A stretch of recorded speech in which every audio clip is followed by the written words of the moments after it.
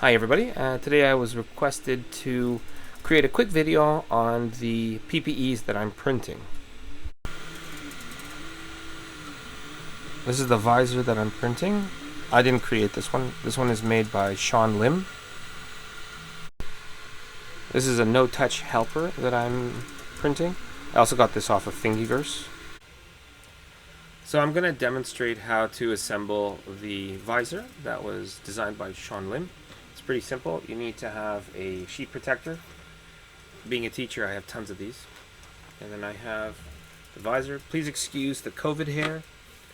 It's all sorts of stuff. Alright, you take this, place it into the holes.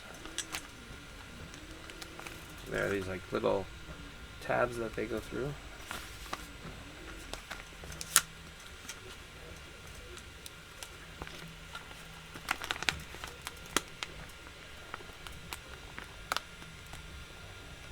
And that's it. And then you wear it.